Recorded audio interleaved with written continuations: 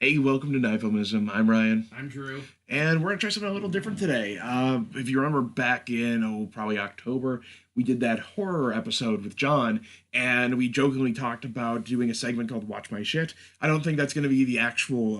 Yeah, that's our yeah, crass that's just our spitting crass. out ideas, but it's Yeah. gonna be staff recommendations Exactly. segment, I guess. So recently, I watched a movie at Drew's recommendation. He watched a movie at my insistence, and Yeah, and here we are. yeah, here ready we to are talk just to about talk ones about a that couple in of movies. some of our cases we both haven't seen the vice versa in a while, so it's kind of a oh cool, like you'll jog my memory on something I recommended to you and why I recommended it to you type of thing.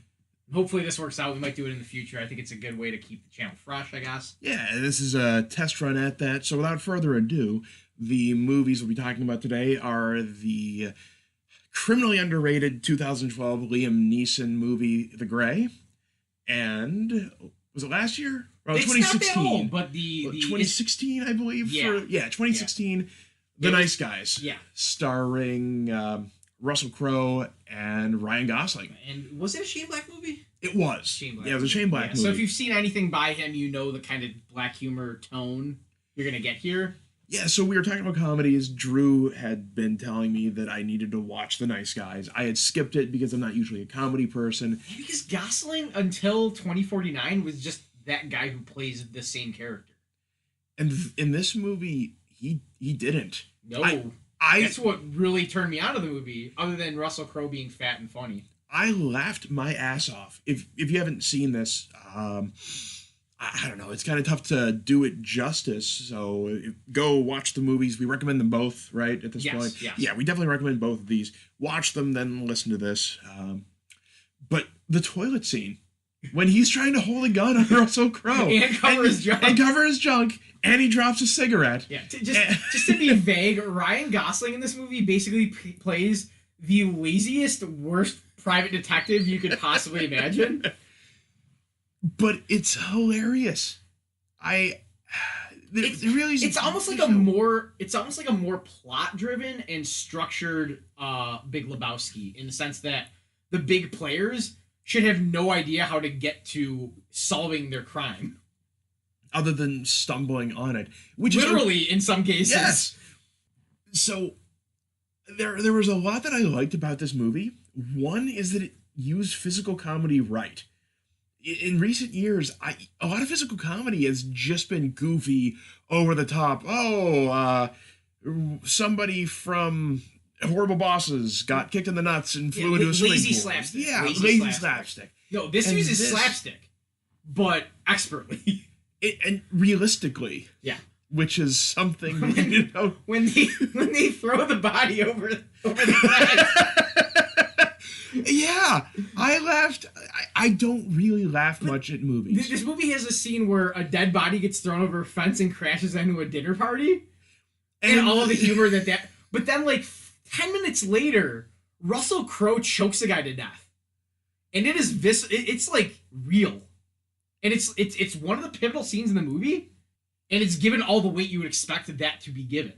This movie was one part The Usual Suspects, one part LA Confidential, and one part Lethal Weapon? Yeah, because it... And, for one scene, one part Fear and Loathing in Las Vegas. Yeah. Which, I'll admit it, I was a little messed up when I was watching it, and I was wondering just how far gone I was. Because that scene totally, it was unlike anything else in the movie. And I thought maybe I need to go to bed. Control on. you can knock out a little bit. Just put the cruise control on, and then his head's a fly. Yeah, was it a fly? I haven't seen the movie. And now I forget what it was, but it was some. I'm gonna Mandela effect. Yeah, it was a fly. We're gonna go with that. It was a fly. It's also a movie that hinges on nearly every principal character's performance. Because I would say Ryan Gosling's daughter in the movie is a pivotal character, and she's acted the shit out of in that movie. There were a couple of times where I said, okay, child actor, and it sort of showed through, but for the most part, she was 90%, she was spot on, everything that you would exceeding expectations for a child actor. she never gets annoying despite being the smarter than she should be child character. And usually that is grating, but she's not in that movie. And she, I think, literally winks a couple of times when she plays the obnoxious kid, but and it just shows you, okay, well, she's doing this for the sake of her father, and you're letting the audience know that she's not being obnoxious, which was a nice touch. And because in story, it's kind of built that she knows he's enough of a fuck up that he won't be it's do it on his own. Like, she drives him everywhere because he's a drunk. Oh. It's got the great Shane Black thing, which is kind of like, Shane Black is like the reined in Tarantino with certain scenes he does, where it doesn't just become just casual talk that takes over the movie. Like, you just have really funny, realistic scenes, like when they're at the birthday party or whatever at the bowling alley, and Ryan Gosling just says, like, Jesus Christ, and the one girl's like, you don't take the Lord's name in vain. He's like, I didn't take the Lord's name in vain. Just, like, realistic things like, stop checking me, kid. Like, I'll talk how I talk. On the opposite end of the spectrum is the movie that I insisted that you watch because I was honestly shocked that you'd never seen it, and that would be The Grey. Yeah, which before we even get into it, isn't it a marvel that Liam Neeson's more known for the solo action, often schlock? This is not one of those movies, but he didn't get stuck being the guy who was in Star Wars or the bad Star Wars. Like, he Harrison Forded his way out of being the guy known for a Star Wars movie, which is in a way admirable. But no, the Grey is a movie that is at its plot-wise incredibly formulaic, but tonally transcends that. Back to Neeson for just a second. It's worth noting that this is 4 years after he did Taken. I mean, Taken was 2008. Which this probably was to its credit, because it probably drew in the I'm expecting him to see Liam Neeson go MacGyver on wolves and stuff, and it isn't, and it's so much better for that. It may have worked to its detriment, actually. I think a lot of people saw, okay, Liam Neeson's in this movie. I've already seen Taken. I don't need to see Taken with he's wolves. The only billed actor. Right. I don't know any of the side actors. Yeah, I guess. It does have a very indie feel to it, in the sense that he is really the only name actor or known actor in it. And aside from the CGI and the occasional CGI on the wolves and the set dressing for, like, the plane and all that, it probably wasn't expensive. Yeah.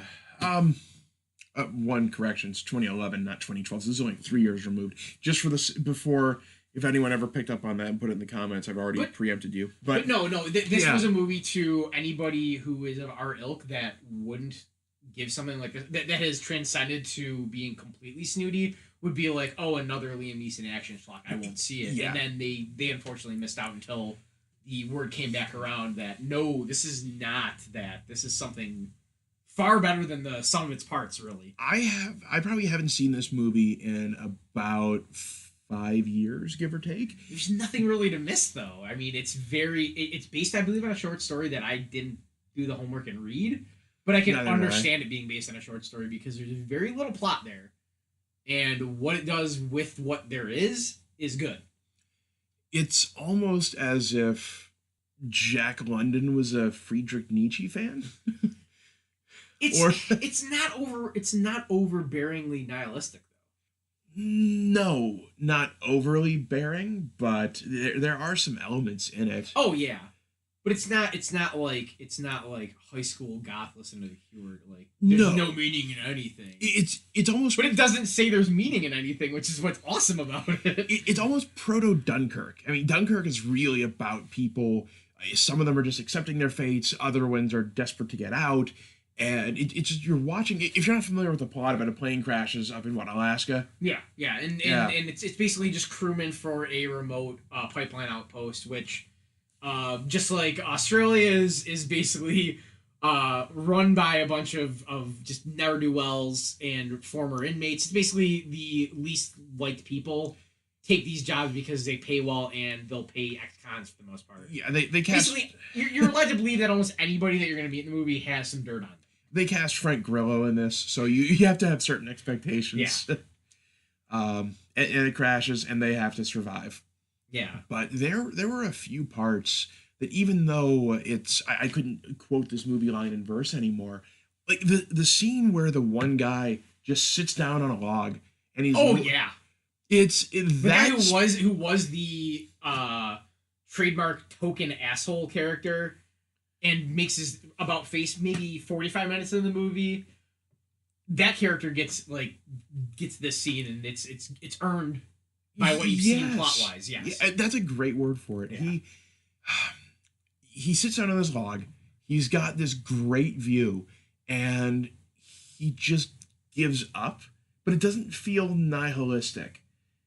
It just feels like he knows he's reached the end, and he's come to terms with it. Yeah, he's the guy who gets the through line. He gets the character arc in the movie. Because Liam Neeson, you get the sense, especially by the revelations of this being a formulaic movie, he's already had his character arc before the movie, basically. Yeah. But it's one of those I don't want to really. There's nothing really to spoil, but you don't want to for some reason for this. You kind of just have to see it because you want that epiphany of realizing, oh, this is as formulaic as they're saying, but it's something far more. Yeah, sometimes formulaic isn't necessarily a bad thing unless it's Marvel. I mean, there are certain tried and true stories. Let's use a really esoteric analogy. It's a coloring book, but you're not just coloring in. You're doing polka dots where there's segments of just flat color. Yeah. Or you're doing the Aurora Borealis in the white background that you can create yourself because all there is a purple hippo that you drew. Yeah, that works. It's you get certain ingredients, but you make a better meal with the ingredients. Really, is kind of how this movie works. And those are the best movies. Are the ones where you go in expecting, not necessarily expecting bad, but expecting just something average, and you get far more than that. Yeah. When something gets exceeded, it's always much nicer. This is the second time today that you've made a food analogy. I'm always hungry. Both were very well done. It's a very simple story that is not something you probably haven't seen before.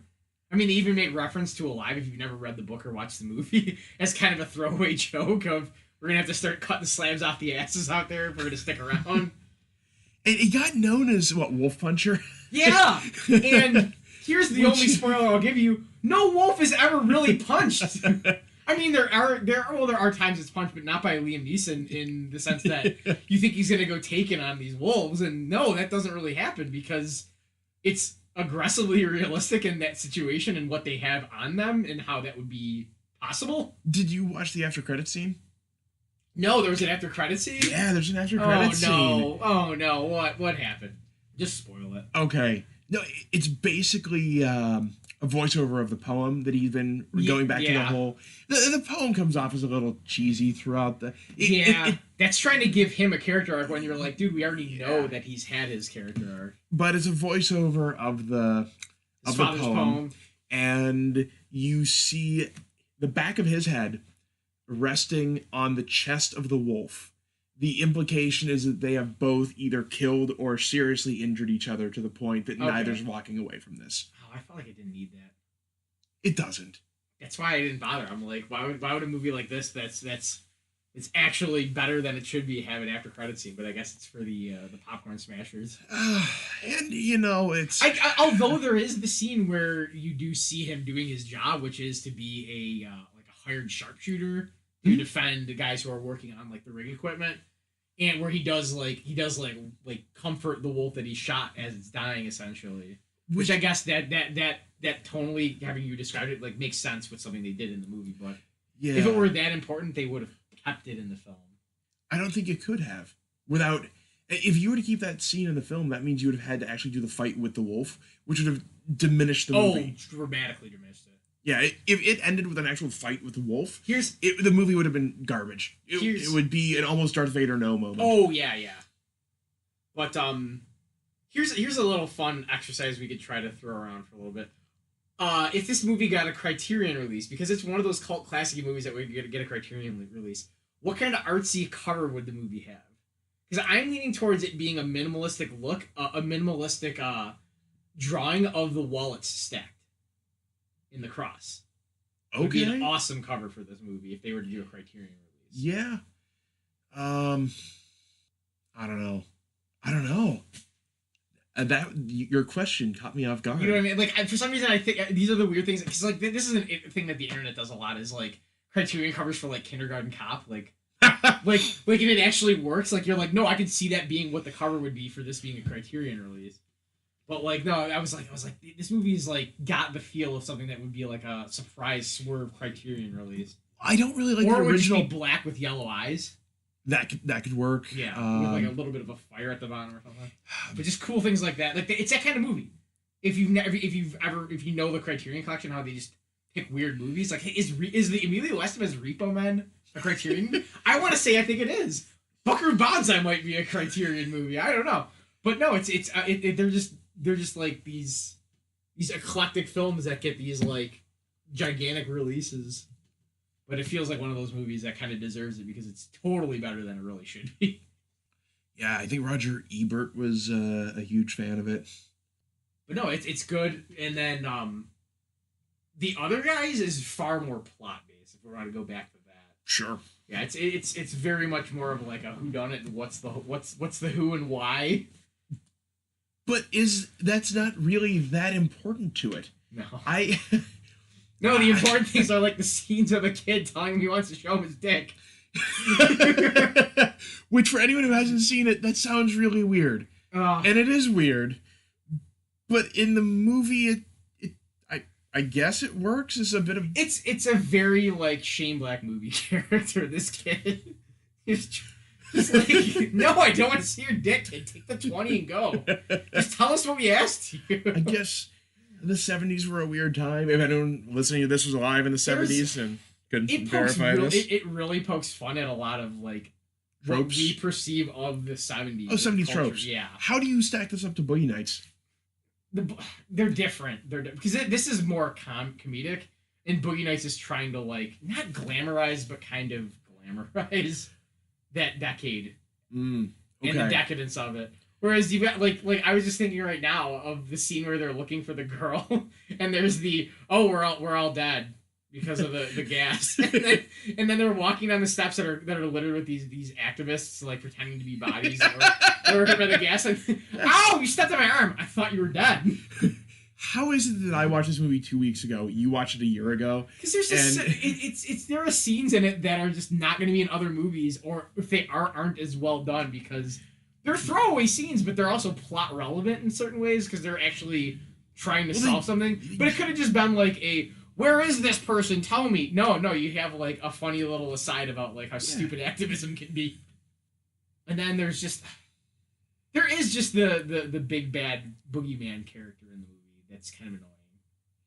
But he's there for a purpose. You're talking about the guy that gets choked by...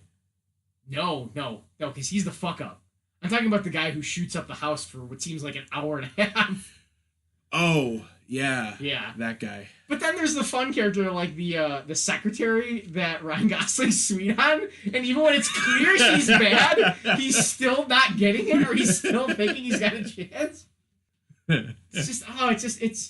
It plays with tropes very well, which is a Shane Black thing, is to make a movie that fits what he likes to do, which is black humor and typically like noir detective drama, and then just fuck around with that. And it works. I mean, there are elements of half a dozen different genres, dozens of movies, all rolled into one, but it never feels too derivative. No. It always feels like its own thing. It's fresh, yeah. It's fresh throughout. And I would have never watched it if you hadn't recommended it because it just looked like another comedy at first. I don't think I realized it was Shane Black. Yeah, it's one of those things where if you've never heard of Hollywood Homicide, it feels like it's one of those, you're taking two names we know and putting them in a movie. Yes. Oh, no. Like the Brothers Grimsby. Yeah, stuff like yeah, where it's like who are the faces du jour? let's throw him in some kind of buddy cop or buddy comedy and have it try to work out. But no, this came out the same year as the Brothers Grimsby, right?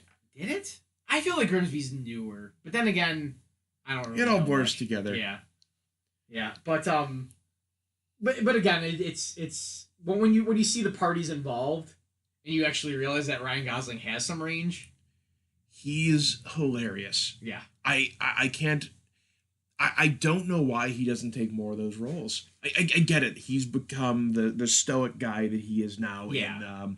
I mean, Blade Runner 2049. It works in that. he's the same character in that as he is in Drive, essentially. And it's just that's what was needed for that role. Whereas this felt like you know what, I want to do something. I want to show that I can be something more than that. But then again, this is coming from somebody who hasn't seen La La Land, and I've heard that's excellent. But I've heard it's okay. yeah. I've heard that if you like musicals, that you'll like that element of it. But of the things, but the characters don't have any chemistry. Yeah. Of the things we've seen Gosling in, this is the Place Beyond the Pines is the truly different one. I haven't seen it. I watched half of it and fell asleep. Really? Not because it was bad, but because I started far too late and it was past my bedtime. Or I was drinking. Those often coincide. But no, two movies that if you haven't given the chance, they're not old, but they're not quite new either. Yeah. But two things to dig up if you listen to us to pass the time and you're like, one of these fucks gonna actually say something that like I haven't seen or I haven't heard about already. We're not just shouting at the wall like. No, right. These are our recommendations. Yeah, this is kind of what the channel actually is about: is getting people to see better stuff. Is it really about that, or is it about us just trying to scrape together some purpose? Yes, yes. I'm just gonna say yes. But no. In the sense of this episode, that's the point of this. Is just, hey, have you ever seen this? No, I've never heard of it. I kind of remember seeing a trailer or a commercial or an ad, but I never really put the time in, and that's kind of what this segment or possible recurring thing will be about. But yeah, those are our first two in that foray of us recommending things to each other or getting recommendations from the outside world. And even if you feel that there were spoilers here, don't worry about that. With The Gray, you really are just watching it for. You could probably predict beat for beat what's coming in The Gray. Oh, yeah. It's not going to throw you curveballs or anything like that. You're watching it for the movie for what it is. And I'll be honest with you, even knowing the plot now of The Nice Guys, I could watch this another half dozen times, and I think I will laugh uproariously every time I see the toilet scene. It's because it's the way the characters react to things.